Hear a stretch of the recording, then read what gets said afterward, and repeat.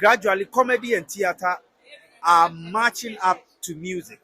People have not seen it. Tell me the last time somebody organized a musical show that was paid, that was a theater that was sold out. But comedy, theater are selling out. And they are what we need to watch. Music cannot match them. Yes, they talk about streams, but this one they talk about real figure 200, 300. So we should support them, we should criticize them where needed be, and give them the credits. And write better reviews so that people can grow. And I think our industry will be better than what we see. Thank you. I think it's picked. Momentum has picked, and people are now willing to come out, depending on who is doing what. And I think, as you saw now, I mean, it tells you people have actually gotten out of the post-COVID or the whole fear thing, and now they are out to actually support us. Before, people really loved theater until the screen came to take over. And then now we are still getting the audience. We had a generation full of people who are into theater. You get it? So you could see that we're getting quality actors. Actors. Okay, I'll pick Clemento Suarez. I'll pick General Intatia, and I'll pick Foster Romanus. We're getting good audience coming for our play. Talking about the kind of audience that come, usually the majority are the youth, and a few senior citizens come along. Sometimes the youth bring their parents, and some people also bring their children as well. So majority are within the age bracket of 18 and 35.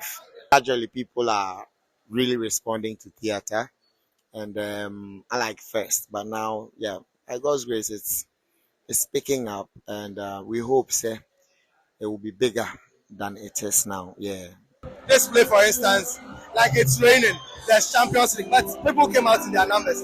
And the economy is hard, and the price keeps going up. It's now 150, it used to be 50 cities, came to 80, and it's now 150. But still, like, people still came in their numbers. So you see that, like, the theater is really good. I paid 150 Ghana cedis, and I think whatever I saw there was worth it. I really loved the production. I loved everything that happened there. I enjoyed myself. Stage productions in Ghana is actually amazing.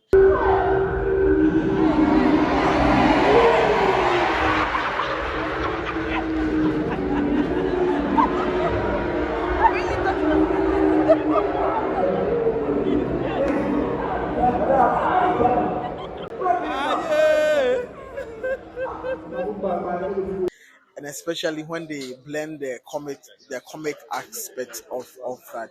And then I really enjoy it. With stage, you can't make a mistake. And once the mistake is done, you can't correct it. And so I actually admire the efforts they put in the rehearsal, the back and forth rehearsal to give us that show, that performance. And I'm super glad and I'm super amazing. It's a place where I'm always happy, like genuinely happy. Yeah. Then the media too supported us a lot. I won't stand here and say the media didn't support us a lot. The media really, really, really supported us a lot. The future is still bright, but we still want to urge patrons out there. This is Ghana comedy. This is Ghana theater. Whichever way you see it, it is ours. It is only proper that when it is time and the dates are set, let's come out. Let's come and show love. Let's come and show support, because that's the only way we could make it better. Currently, I see every event at the National Theatre selling out because creatives have come to understand the needs of their customers. Humor, dialogue, hitting where they need, creating an environment where both win. And I think we are doing well. People produce the needs of others. People produce, Ghanaians, we like storylines. And those storylines are what Ghanaians are doing. So that is what we are happening now. Formerly, people were doing what they wanted to do. Now people are doing what people want to see and witness. That is what is going on now. What is becoming common is we pick trending stories too much. But we have a lot of humor from back the days that we can bring today. And today, those who witness Alomo Jata will tell you, it's an epic thing. I mean, the setting of a morgue. Me, I don't go near a body. I've never mentored a mortuary. So it was something for me. But with a humor, I think I enjoyed it. It looks like anytime you mention arts, people feel it's only music. There are a whole, other segments or other sections of the whole entertainment and theater. I mean, you can only boast of one national theater, which even it's not even up to, a state of the art theater. That tells us that there's a lot to be done, and we hope that attention that goes into all other, areas or all other sectors is giving us, because other places they can tour with stuff like this, and it creates a lot of employment. But here, after National Theatre, there is no other venue to take this to. I mean, that can give you the capacity or even give you this view. So I think that it's about time they give us that attention, give us more edifice, so that we can be more engaged, or we'll do more because we want to do more. The rest of the regions want to see this, but there are no places to. There were promises of building theater, space edifices, but up to now, nothing. And even our national theater is nothing to write home about, unfortunately. And so I pray that the government hears us out and then do something to solve it. I know some production houses don't have a rehearsal space. That is one. Two, in terms of investment into theater, you get it. Theater is expensive. Okay, this production is costing us nothing less than 250,000, but you don't have that huge money to invest at a go. You get it. So it's one of the challenges we face.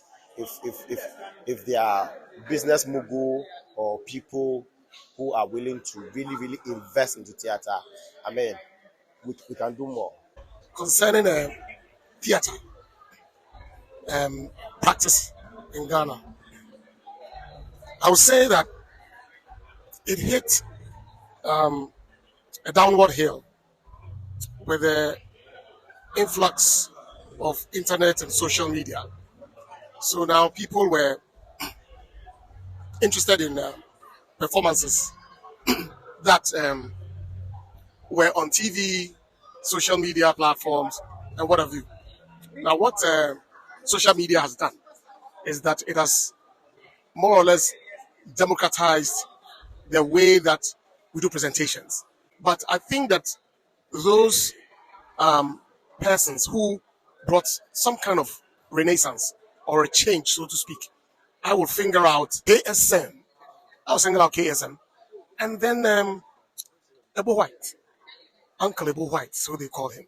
Yes, these people actually made theater come back because people realize that there is, an audience who are ready to come to theater, especially the National Theater, to witness performances. Starting from the National Theatre, they decided to give young groups the opportunity by doing partnership with them. Shout out to Auntie Amy for that. That revived theatre.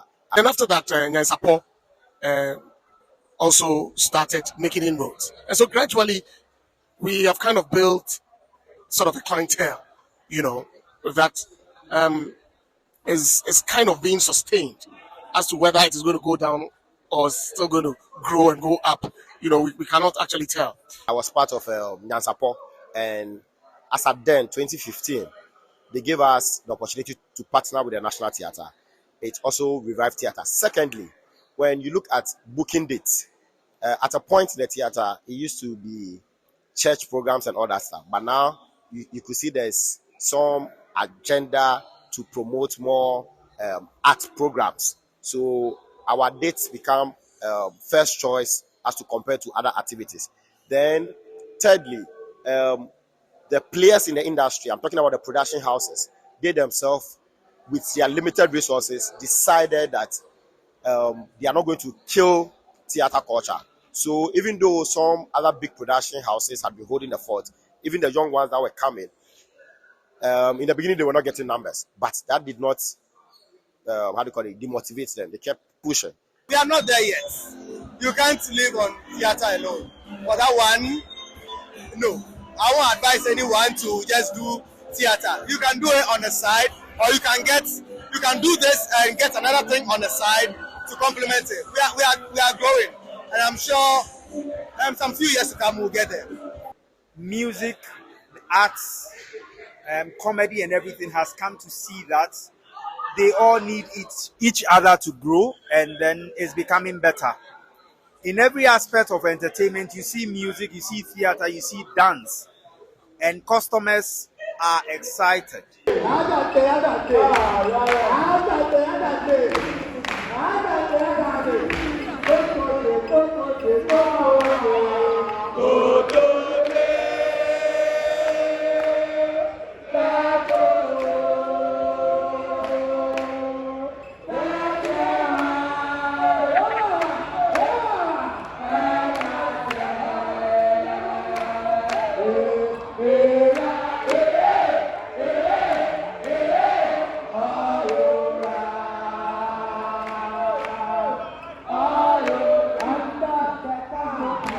It's just like the film industry. Okay, it's just buying the popcorn, going to sit in there, and then go in with your partner, sit in there, enjoy yourself, fraternize with the human beings. These are cultural practices, kind of modern cultural practices that we must look at it from that perspective. So you cannot exchange theater, live theater practice, with any other thing. The major challenge is most people believe they paid for the production, so they are entitled to sit wherever they want to sit, which is a major problem when it comes to ushering. You understand? Because you are supposed to fill the auditorium, especially what we have here is you fill the basement first, that's the down, before we climb upstairs. You understand? So that's what we mostly do. But some come and say, okay, I pay for the production, why will you ask me to sit here? And sometimes when you ask them to even move forward, they said no.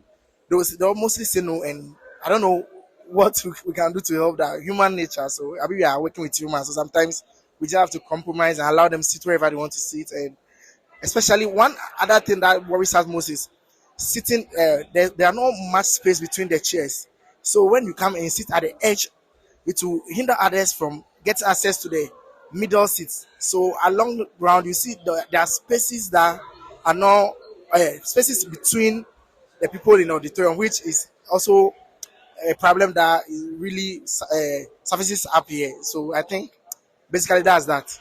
Okay, so I love to come and watch with a friend. So today I came with my friend actually to come and enjoy. It was nice. Yes, I think I would also come out to watch because of Super Farm. I like their shows. As often as I can, I think maybe every other show.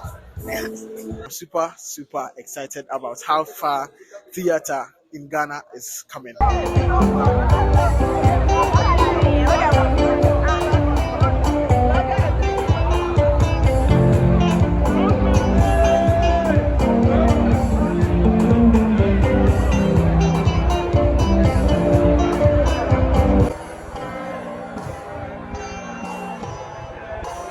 This has been Off Script with Tilly, shot and edited by myself, Tilly Ikienipa.